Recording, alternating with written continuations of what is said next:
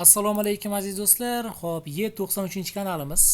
Men anchadan beri internetga kira olmadim. Ko'rib turibsizlar, videom chiqarganim yo'q. Ushbu kanalimizga hozir pin kodini hal qilishimiz kerak do'stlar. Y93-kanal pin kodlari kelgan bo'lishi kerak. Men ancha payt internetga kira olmadim do'stlar. Shuning uchun ishlar chala qolib ketdi. Hozir bir boshdan boshlab ishlarni ko'rib beryapman. Yordam kerak bo'lsa Telegramda yozaverasizlar. Faqat konkret yozinglar, iltimos. Masalan, kimdir salom deb yozib qo'yadi, bo'ldi. Keyin men bir oydan keyin yaxshimisiz deyman, shu bilan yana 2 oy cho'zilib ketadi. Konkret yozinglar, masalan, Telegramda nima masala? Y93-kanal, Y20-kanal, pin kod chaqirish kerak edi, bu qilish kerak, monetizatsiyaga ulash kerak. Kart tashiyman, to'lov qilib sraz qilib beraman. Shunaqa.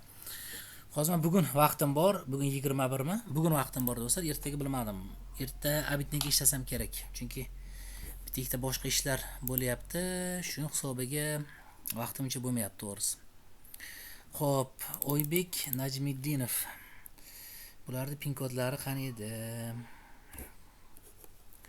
Xo'p, bular pin kodlarini o'z kiritib beramiz. Qolganlar Telegramda yozaverasizlar. Faqat konkret yozinglar do'stlar. To'g'risi gap, ko'pchilik aniq yozmayapti, shuni hisobiga ish ham cho'zilib ketyapti. Konkret yozsanglar, men tez ishlar hal qilib beraman. Xo'p, Oybek Najmiddinov, bularning ishlari hal bo'ldi. Yordam kerak bo'lsa do'stlar, aloqaga chiqaverasizlar. Xo'p, birinchi kanalda aytmoqchi edim. Umumiy holatda shu. Telegram nomerlarimiz bor. 99 791 32 32. Telegramda yoki oddiy SMS yozinglar. Sirazi xudo xolasa hal qilib beraman do'stlar. Ishlar sal ko'payib ketgan, lekin kechroq javob yozishim mumkin. Javob yozmasam, avtomatik qo'yib qo'yinglar. Har kuni bir nimadir nuqta qo'yib qo'yinglar. Sirazi men javob berib ishlar hal qilib ketaman. Chunki odam soni to'g'risida aytaman, juda ko'p, bir 15 ming odam yozib tashlagan. Men hammasiga buni qila olmayapman. Konkret yozsanglar, nima masala? Sirazi joyida hal qilib beraman. Shunaqa do'stlar. Salomat bo'ling.